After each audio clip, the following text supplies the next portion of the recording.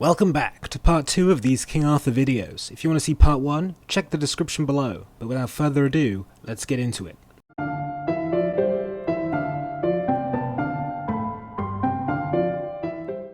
So now we've looked at some of the possible King Arthurs, let's look at some of the castles. Tintagel, the location of Arthur's conception in the tale, is still called Tintagel today. However, it's a medieval castle made centuries after the time in which Arthur lived, so many historians initially thought the legend must be wrong. But in 1998, archaeologists discovered evidence of a much earlier Dark Age settlement, among which was this sheet of slate inscribed by 5th century Latin script.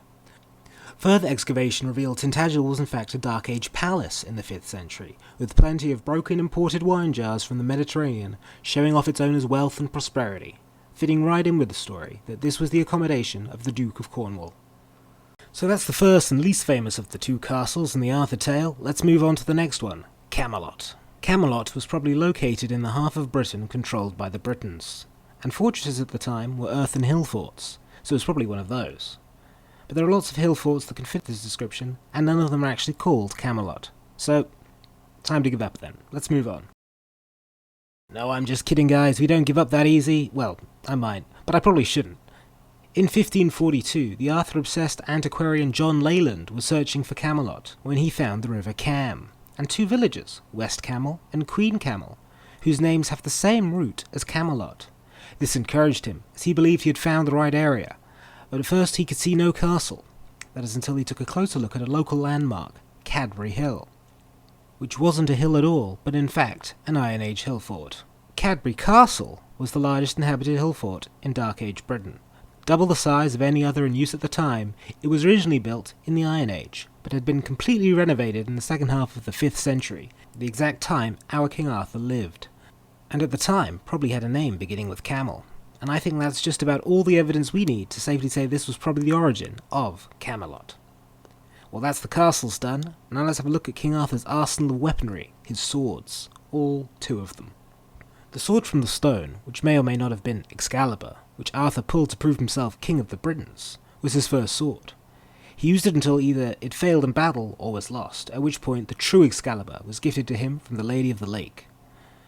This story may have had Celtic roots, with pristine swords often being gifted by the Celts to bodies of water.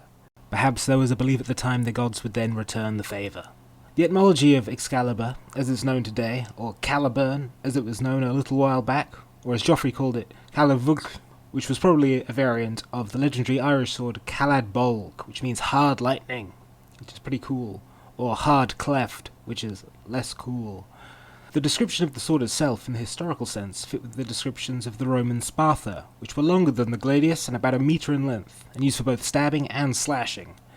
It might have been even longer if it was the variant to be used on horseback. And now from armaments to furniture, the Round Table. And sorry guys, but we haven't found it, and if it was made from wood, we likely never will. But the idea of a round table is important in of itself. Is that at a normal table, the highest ranking individual sits at the head, and you get less important as you go down. But with a round table, everyone is of equal importance.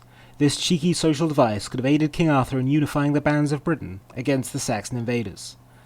And as for his knights, he could have, and probably did have, an elite band of horse-mounted warriors at his side as a kind of royal guard, but there's no actual evidence of the names of any of these knights, or what their purpose was outside of battle. Another explanation is the smaller kings and chiefs that rallied behind Arthur were the knights. Undoubtedly they had all ridden on horseback, and since they were also leaders of their people, would have discussed battle plans and governance with him, possibly at a round table, and over time, this could have evolved into the Knights of Camelot. As for Arthur being a Christian king, Christianity was present in Britain at the end of the Roman period, and due to his connections with the Roman world, Arthur could very well have been a Christian. However, as far as the Holy Grail is concerned, that's probably just a grand quest invented for the purpose of the story. And finally, the death of Arthur.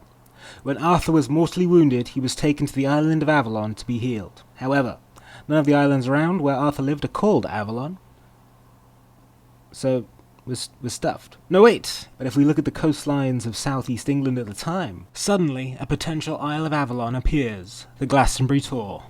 2,000 years ago, the Tor was nearly completely encircled by water, and from most approaches would have appeared as an island. Even the Britons supposedly called it the... that. which literally means the island of Avalon. The Tor itself is also clearly terraced, just like Cadbury Castle was, and while no Dark Age burial has ever been found at the Tor, at no point does the story say he was buried there. Well, I say no burial was found there. In 1191, the monks of the Glastonbury Abbey supposedly found his grave at the base of the hill. However, today most experts agree that the monks faked this to raise funds for their damaged abbey, which was recently on fire and in desperate need of repairs. Most people believe Arthur to be a patchwork of different ideals, beliefs, and mythological figures, and actual people. And to an extent he is, but I believe the core of this tale is based around one man, whoever it was, he named Arthur or otherwise, who rallied the Britons against the Saxons and stopped them dead in their tracks. But before I go, I must share one of my favourite conspiracy theories about the Arthurian legend. Some people believe that soon after the beginning of the reign of the notably German house Saxe-Coburg and Gotha, the records of the early kings of Powys were discovered, naming Arthur as one of their kings, or its ancestor. This would have been exceptionally poor timing for the German slaying 100% British king of all the Britons to have come back in the public eye and inspire some patriotism, possibly causing large groups of people to demand a British monarch. And the royals of the time may have used their power and influence to cover it up. But what are the chances of that?